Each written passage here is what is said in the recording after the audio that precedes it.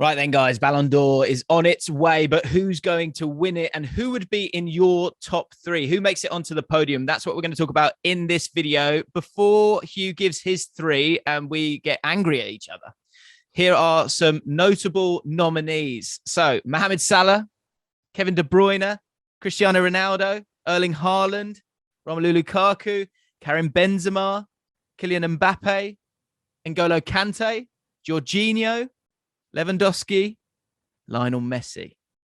Hugh, be careful now. Which three are going to make it onto the podium, first of all? Right. Okay, this is tough. The Chelsea fans are going to have this argument all weekend, right? Who's the better midfielder? Who's had more of an impact for them over the last 12 months? Is it N'Golo Kante?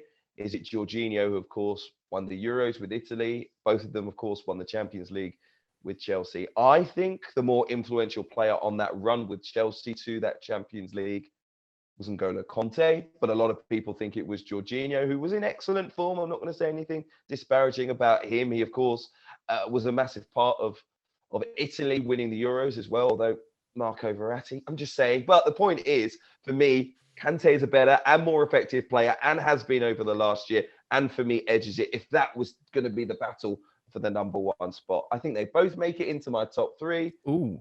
My number one is Bayern Munich's Robert Lewandowski, who I think has been absolutely sensational. He deserved it before when we had the Ballon d'Or cancelled, of course, due to COVID-19. And I think just give it to him. He deserves it once in his career. The guy's been unbelievable. I mean, come on.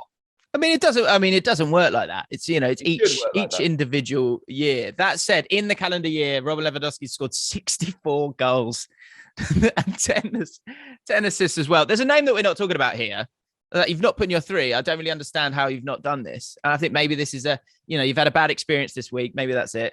How is Lionel Messi not in this three? 41 goals, 14 assists. He won the Copa America. He single-handedly pretty much dragged Barcelona to getting very close to winning the title. We've seen how poor Barcelona have been without Lionel Messi. Yes, he's had a tricky time at PSG, but I don't think there's anyone, maybe apart from Lewandowski, who has been completely consistent throughout the entirety of the season. Add in that, a first international trophy. And I think Lionel Messi's definitely in the top three, probably in the top two for me. Incredible. You're telling me how it doesn't work with Robert Lewandowski, and then you're saying, look how bad Barcelona have been since he left. It doesn't work like that either, mate, to be perfectly honest. Listen, since he's gone to Paris Saint-Germain, he's done nothing. I mean, how can you play, a third of the year with a club and have done a fifth of the year? I'm going to kind of make a bit smaller than that. Okay. I think the problem with Lionel Messi and Ronaldo... Ronaldo's got an amazing amount of goals as well. I think the problem with Ronaldo is the fact that his teams haven't done that well. He scored 43 goals this calendar year as well. But with Messi, I think the problem is that we have such high expectations of him that 41 goals isn't enough anymore. It is still enough for someone who's at the latter end of his career as well. And he has won a couple of trophies, an important one. He's won the Euros of South America. So I think that puts him in the top three. I can't get on board with this Jorginho thing. I get that he's a very good footballer, and of course that's going to annoy a lot of people. But we are talking about the best of the best of the best. He's in this list because he won those trophies. But was he the best team in either of those teams? Not for me. Kante is my third, because I think in terms of influence in those two semi-finals and the final, and most importantly, the Champions League final, I think you're always going to contradict yourself with lists like this, because, you've got trophies, you've got performances, you've got numbers, you've got, influential performances in the big games. So it's always different for different people. But for me, my three would be Kante, Lewandowski, and Lionel Messi. And my winner would be Lewandowski, because the 64 goals, that's just outrageous. And I think in a year where there's been a lot of people that have been sort of patchy at different times, I think he has been so consistent. One player that we haven't spoken about, Mo Salah. I know a lot of people will be in the chat right now getting very, very annoyed at that. Is there any, there's been a lot of talk about him in the last couple of weeks, because I think he's the best player in the world right now, but should he win Ballon d'Or?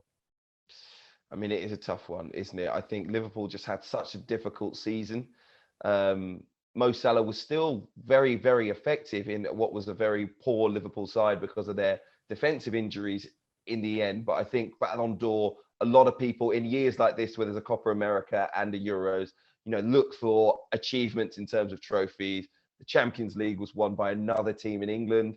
And in fact, 2 English teams made the final. And I think that also reflects badly on those playing for Liverpool and maybe takes them out of the spotlight. He's a sensational player, of course.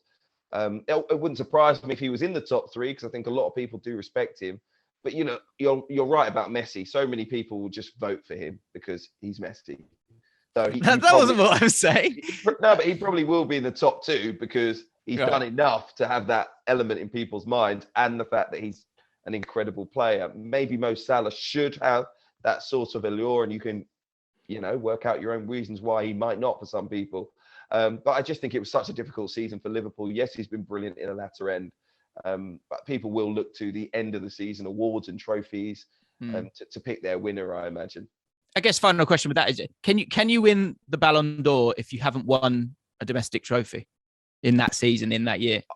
I believe he should be able to. If West Brom striker decides he's going to score 100 goals in a calendar year and he's the best player in the world, I think he should get the award. But I know that's not how people see it. You win a Champions League, you win the Euros, you win the Copa America, and people suddenly say, well, you helped your team to this great thing, and that's why you deserve awards. And it just is how it is. But I don't agree with that.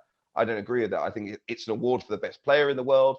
And even if you're George Best and you play for Northern Ireland, you don't get to the Euros or whatever it might be, you should still be in with a shout. Okay. Right, guys, let us know what you think. Who are your top 3 and who is your nominee for the Ballon d'Or this year? Hi, I'm Hugh Woozencroft from ESPN's Football Forecast. Make sure you're subscribed. You can follow all of our predictions throughout the season and get some other great analysis from our big names as well.